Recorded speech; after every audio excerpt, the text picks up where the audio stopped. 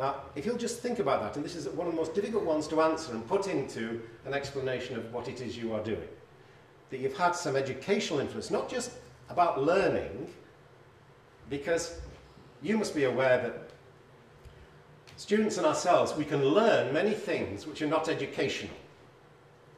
Our students can learn to cut off from what we're trying to teach. They can actually learn to do quite some antisocial activities, and they learn them very effectively. Now, this isn't educational. That's why I distinguish between what is educational learning and just what is learning. Now, this is where, Joan, there you have the action, what we call the action reflection planner.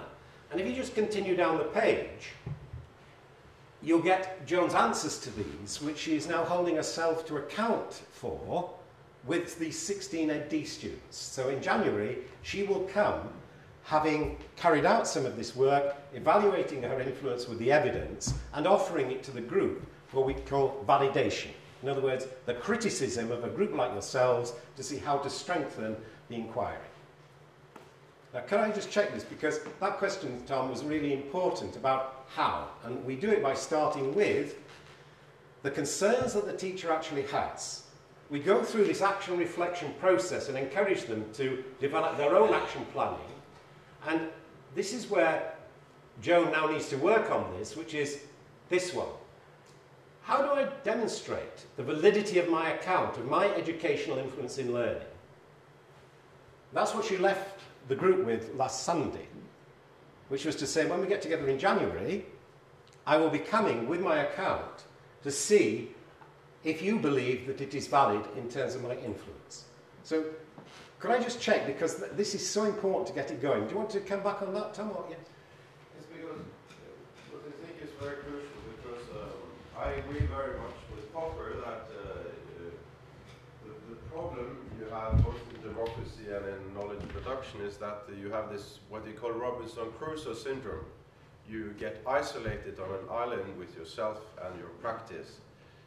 And what you need then to have this intersubjectivity you're talking about, you need to create a public sphere for this debate, for criticism, a friendly criticism with each other. But there is something about education that is so sensitive to people.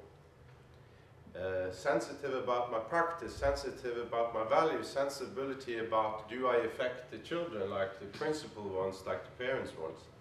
That I sometimes find it hard to create this intersubjectivity in dialogue that really improves. So how do you get the quality of this conversation or this criticism from group? And where do you create the public sphere for this intersubjectivity between teachers? Because often they are like Robinson Crusoe, they isolate themselves with the pupils on Friday. Okay, now, because I meet with the teachers, literally I hold every Tuesday and Thursday evening, people know that I'm in a particular room of the University of Bath, and they can come along. These are master's students and quite a few doctoral students, and we will actually answer those kinds of questions. Okay? Now, one of the things I'd just like to show you is how we take one of the most difficult things to do and work with what we call empathetic validity. Now, I don't think that may be a term you've heard, and certainly I don't think you will have used what we start with, which is empathetic resonance.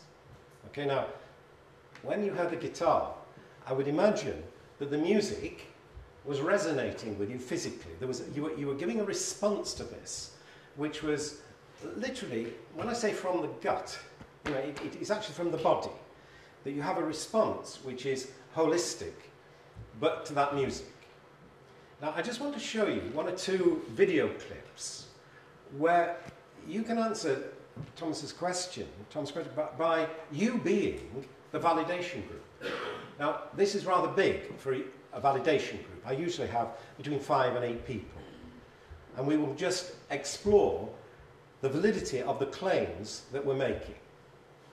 Now, I'll just show you just one that I'm hoping you will be able to see. Maybe if we turned on the lights. Yeah, I think it will be important to have the lights turned down if we could. Okay? Well, let's just see if we can turn the lights down to get this. Now, what I'll do with the cursor, I'll just turn the cursor. Now, this is what we use for empathetic validity. Now, you don't need to hear the sound for this. The next one, you'll need the sound. But this was in a classroom in China. And as I say, I just want you, as I say, it's very dark at the moment, but I think it will become lighter. 80 students in this classroom in China. I thought the lesson had finished. I turned my video camera off. And then I saw the teacher, Moira Laidlaw, go to the door. And I turned the camera on again. And it was only a minute, but this is what I saw happen.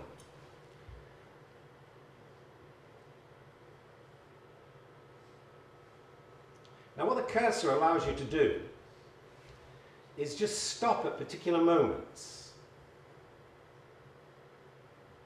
and just pick out something that resonates with you. Now, this particular student had done something very courageous for a Chinese student, and she had resisted something that Moira wanted her to do. Okay, now that is very unusual in China.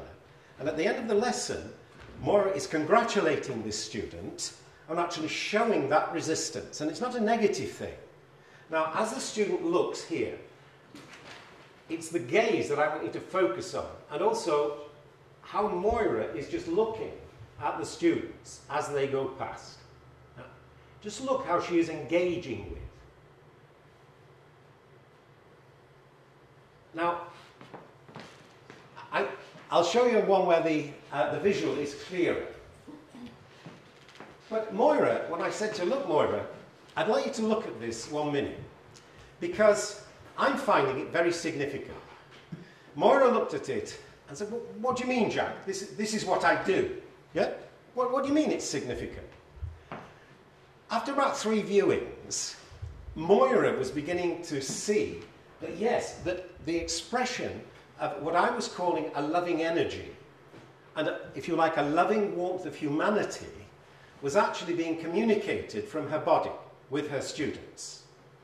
Now, until this point, Moira had just taken for granted, she'd never made it public, that when she explains what she's doing, she can actually draw attention to a loving warmth of humanity that pervades her educational relationships. Now, I'll show you something in a moment where one of my doctoral students, who was advising our government on the uses of drama in mental health, developed in her thesis what she called a passion for compassion.